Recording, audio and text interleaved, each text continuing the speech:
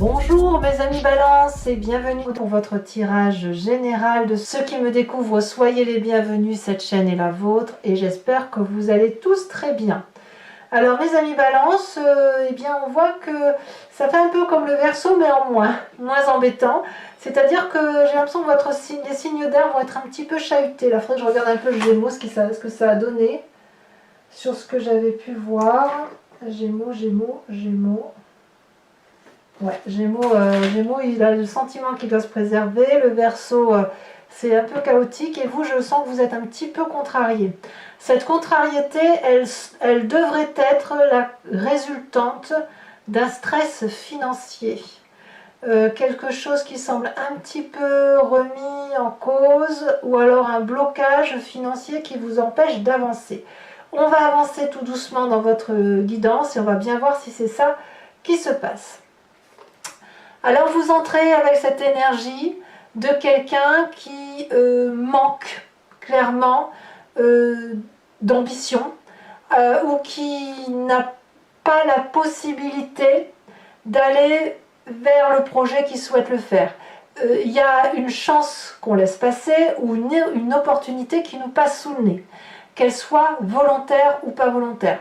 Moi je ressens quand même plutôt la perte d'une chance d'aller quelque part ou de faire quelque chose, soit que vous n'avez pas les moyens, soit qu'on vous reprend ce moyen. Vous voyez, il y a quelque chose dans votre vie, peut-être une dépense inattendue qui vous met un petit peu en difficulté matérielle. Voilà, je vais dire une bêtise, mais peut-être que votre voiture le moteur de la voiture a cassé, ou alors que vous deviez partir en vacances, terminé, on ne part plus, on reste à la maison. On a ce petit stress-là, d'accord ?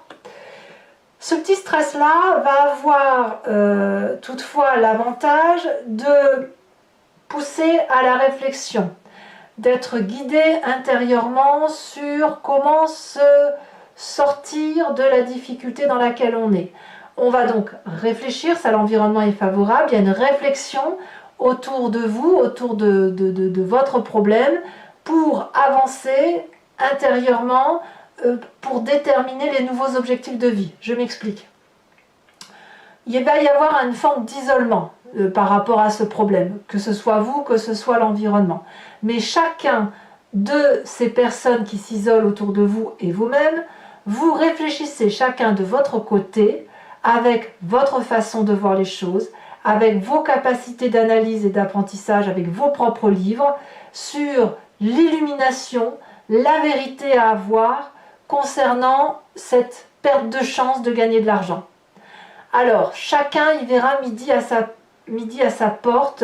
Vous pourriez très bien vous dire que c'est un travail qui est guidé par un objectif lointain, mais en fait, si on va plus loin, c'est que chacun va redéterminer ses intérêts propres. Reprenons l'exemple de cette voiture dont le moteur casse et qui nous empêche d'aller en vacances. Vous allez de ce fait réfléchir à ce qui pourrait vous apporter un nouveau bonheur. Qu'est-ce que vous pourriez faire pour avoir un nouveau bonheur plus matérialiste? Et votre partenaire, les enfants et tous ceux qui vous entourent vont par exemple dire moi ça me ferait plaisir si on fait ça. Donc c'est-à-dire que chacun réfléchit de son côté à trouver une meilleure solution ou une meilleure situation ou quelque chose qui pondère, vous savez, une compensation. C'est comment trouver une compensation à ce projet qui ne peut pas voir le jour. Alors l'inconvénient de tout ça, c'est que, évidemment, il y a des investissements bloqués, ça pourrait, dans cette clameur où chacun y va de sa propre sauce, à dire moi je voudrais faire ci, je voudrais faire ça, on pourrait avoir des dualités de gens qui vont se sentir un peu en souffrance parce qu'on ne pourra pas tout faire, tout réaliser. Évidemment, je reviens sur cet exemple de voiture cassée, on devait partir, je ne sais pas, dans le sud de la France, mettre les pieds dans l'eau, enfin vous voyez ça comme vous voulez. Là on va dire on va aller à Walt Disney, on va aller, je sais pas, là au Mont Ventoux, on va aller faire du parapente, on va aller faire... on va monter le Kilimandjaro, vous voyez, tout le monde va donner un petit peu de sa petite histoire. Et ce qui va être désavantageux du fait que l'idée commune ne puisse pas être réalisée, il y aura des petites frustrations, des gens qui vont se sentir un petit peu lésés et peut-être même des prises de décision irresponsables. Par exemple, si dans vos enfants et votre famille, on vous dit oui, mais on peut pas faire. Je parle toujours d'exemples, hein, parce que ça me paraît concret, mais ça peut être autre chose, ça peut être dans le travail aussi. Mais des gens qui vont dire oui, mais moi c'est pas juste, je veux faire ça, donc ben, je vais aller faire ça. Voilà, ben, tant pis, je vais pas avec vous, ou tant pis, je ne vous suis pas. Ça peut être ça l'idée. Si on revient sur un cadre plus généraliste de travail, par exemple, la perte de chance financière ou le projet bloqué va permettre aux collaborateurs et à vous-même à réfléchir à de nouveaux projets, de nouveaux investissements, une nouvelle vérité. On s'est structuré avec cet inconvénient toutefois d'être trop perfectionniste et de trop chercher le truc qui va solutionner tous les problèmes et nous faire aboutir à une richesse qui en fait n'est pas possible. Vous voyez, c'est ça. Le risque de l'investissement pourrait ne pas être pris alors qu'il devrait être pris par moment. Alors dans votre présent, qu'est-ce qu'on a? Cette dualité qui revient effectivement, ces désagréments, de battre le fer, d'être en compétition, d'être dans le challenge et de se sentir agressé dans ce challenge, de se sentir, de faire face à des obstacles et de devoir les pousser un à un, les contrecarrer, parfois accepter de baisser sa garde, mais en contrepartie de rendre un coup, etc.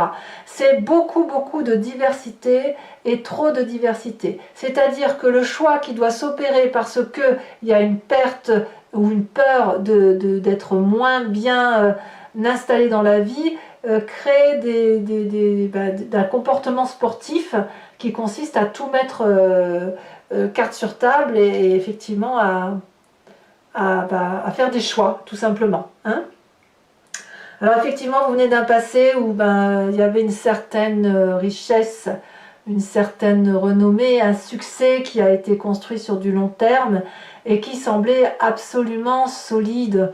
Peut-être même que vous vous êtes senti privilégié par rapport à d'autres personnes de votre entourage. Hein. Vous voyez, on sent qu'il y a une réussite, une fierté de ce que vous avez réalisé sur ce passé. Et le fait que ce soit un petit peu remis en cause, votre inconscient, et ça vous est favorable, il vous met dans un statut d'évaluation.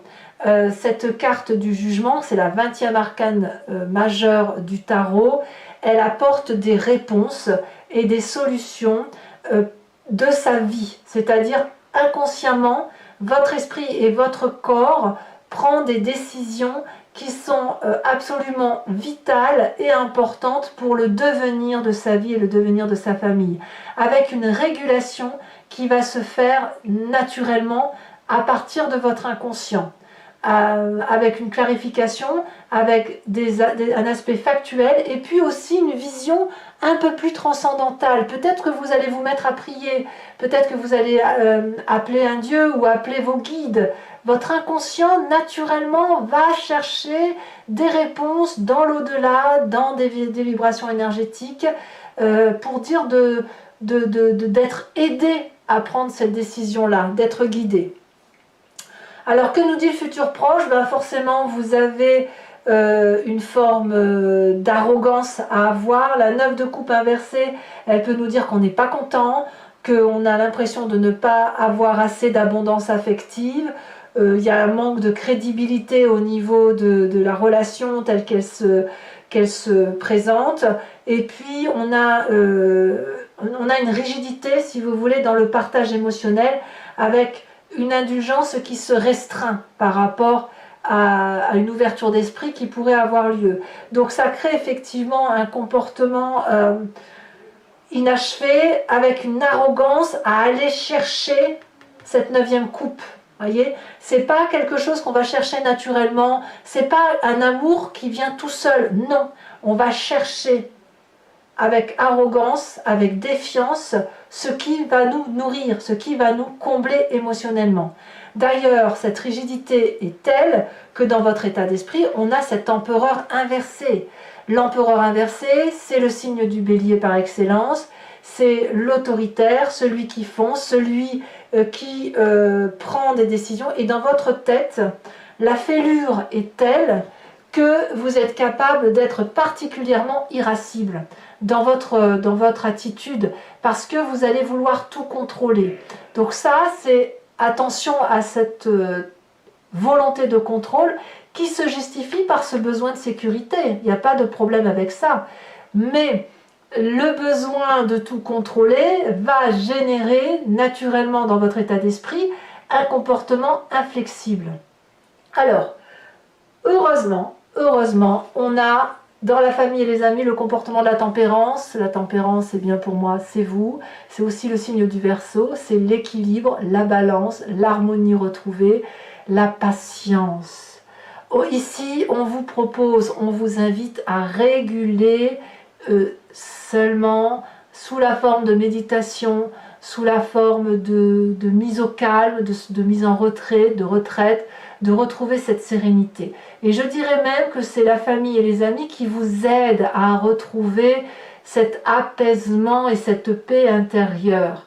Donc fort heureusement, il faut impérativement se présenter humblement, avec humilité, face aux personnes qui peuvent nous aider, qui nous aiment, baisser la tête et attendre qu'ils nous touchent de leur grâce. Le simple fait d'avoir une caresse, un bisou, un soutien, de vous inviter à la modération, va vous permettre de reprendre votre souffle. Alors, il n'empêche que c'est un coup mauvais, c'est un coup bas. Ce coup bas-là va créer chez vous, sur la fin de mois, une forme de procrastination. Pourquoi? Parce que les nouveaux projets que vous vous étiez mis en tête ne peuvent pas avoir lieu parce que ça suppose que on fasse preuve d'ouverture d'esprit que l'on n'a pas envie d'avoir. Donc, on va laisser peut-être passer certaines opportunités, mais avec cette idée toutefois de trouver mieux. En fait, vous laissez passer des opportunités parce qu'elles ne sont pas satisfaisantes pour vous. Vous cherchez la perfection, vous cherchez le meilleur pour retrouver cet état de grâce, cette sérénité, cette prospérité du passé. Alors, ça ne sera pas sans conséquence non plus sur l'environnement, parce qu'il y aura des émotions réprimées, des émotions qui seront attristées, et des personnes qui ne sauront pas comment vous redonner du bonheur ou de la joie toute simple autour de vous. Les gens qui vous entourent, au moins professionnellement, vont avoir l'impression d'être un peu délaissés à cause de votre froideur de jugement. Voilà comment ça se présente pour vous. C'est pas méchant, mais je pense qu'il y a un cap à passer. Et ce cap, vous ne le ferez pas en un mois, ça c'est sûr. Allez, on va compléter avec, regardez, on a la roue de la fortune en dos de deck, comme quoi ça veut dire qu'il y a un cycle, un karma là, qui se présente à vous. On va recouvrir le jeu avec le tarot du dragon celtique que voici. Ceux qui souhaitent connaître l'approfondissement, l'interprétation que je veux en faire, peuvent me rejoindre sur Vimeo en cliquant sur le lien qui est en description. Vous êtes alors envoyé sur le site en question et notamment sur la playlist de votre signe. Il vous suffit de choisir location pour accéder à cette vidéo-là en particulier ou à n'importe quelle autre vidéo de la playlist, ou de prendre l'abonnement pour avoir accès à toutes les vidéos de votre playlist sentimentale, générale, et ça sur tous les mois qui sont encore présents sur Vimeo, et ça correspond à peu près à 1 an de lecture de vidéos. L'abonnement se renouvelle tous les mois, bien sûr, mais vous êtes libre de l'annuler à chaque instant, de ne rien prendre du tout et de rester que sur la location, c'est vous qui voyez. Allez, mes amis Balance, on va tout de suite avancer sur votre tirage.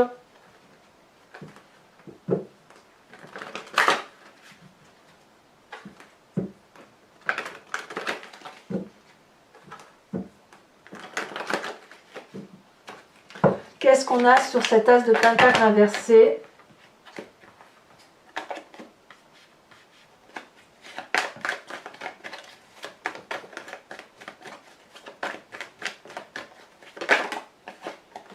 On a la 9 d'épée. Ah ouais, voilà, ça ne m'étonne pas. Ça ne m'étonne pas. Le poids des responsabilités. Événement favorable, la reine de bâton. Événement défavorable,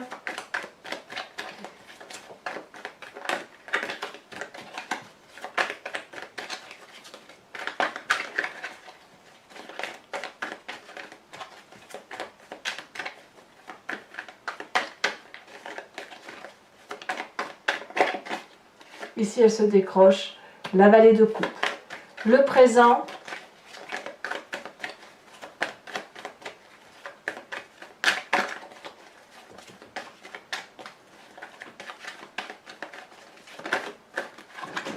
Elle tombe, mais je vais prendre, garder celle-là. On a la 8 de bâton.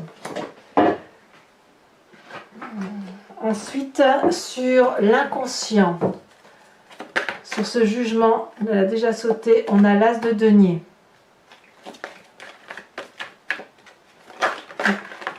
L'as de denier, c'est ni plus ni moins cette carte qui est là, mais qui est inversée. Sur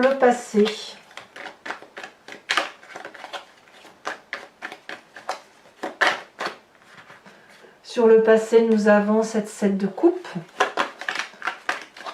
Sur le futur proche, l'événement marquant de ce mois, avec la 9 de coupe inversée, on a la 5 de bâton que l'on retrouve dans votre présent. Donc c'est quand même quelque chose qui va durer quand même sur le mois, au moins une semaine. Sur votre état d'esprit, nous avons la cavalier de coupe.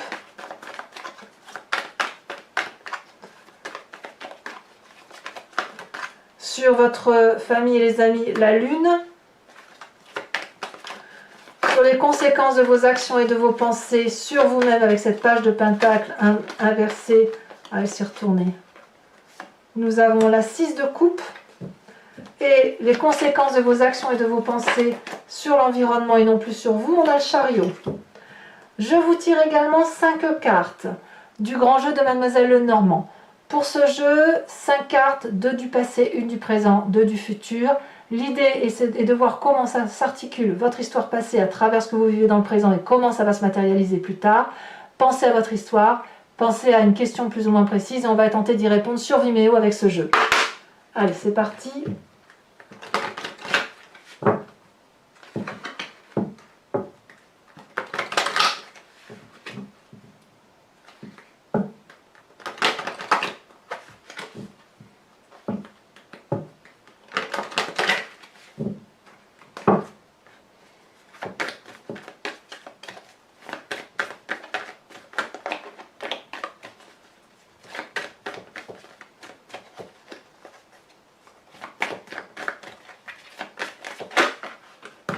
Les deux sont tombés. La vallée de cœur, non, la roi de cœur et la roi de pique. Waouh!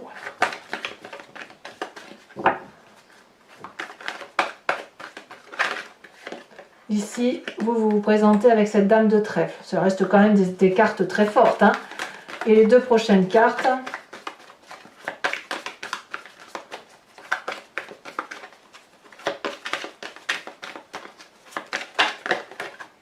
On a la 7 de carreau.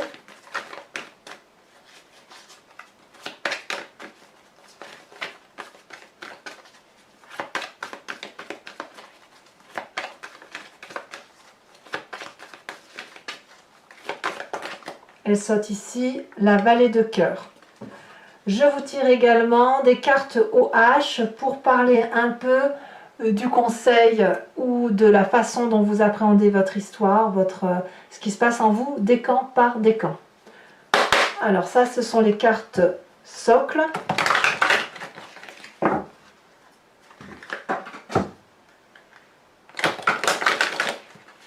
Alors j'ai encore fait tomber une carte. On parle du père. Encore une fois, et après je trie les cartes. Voilà. Premier décan. On a la destruction, détruire. De quoi parle-t-on? Deuxième décan, elle a déjà sauté. On parle de donner. Troisième décan. Ouf.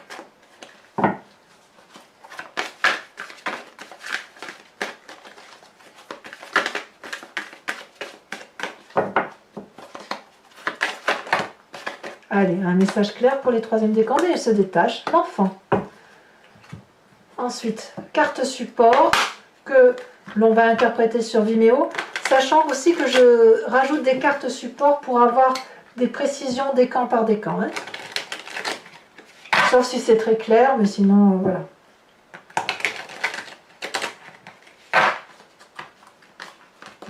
Alors, pour mes premiers décans, elle se détache, le serpent. Deuxième décan. Oh, on parle de sexualité quand même pour les premiers et deuxième décans. Hein. Troisième décan.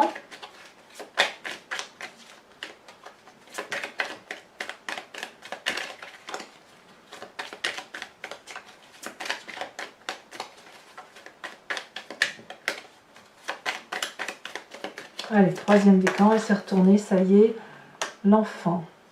Allez, mes amis Balance, n'hésitez pas à vous abonner, c'est important pour moi, pour le soutien de la chaîne. Et puis à commenter aussi, parce que j'adore vous lire, j'adore avoir un retour d'expérience de ces lectures à travers votre regard. N'hésitez pas aussi à liker et à partager. Dans tous les cas, je vous souhaite un excellent mois. Je vous dis à très bientôt pour votre prochain tirage.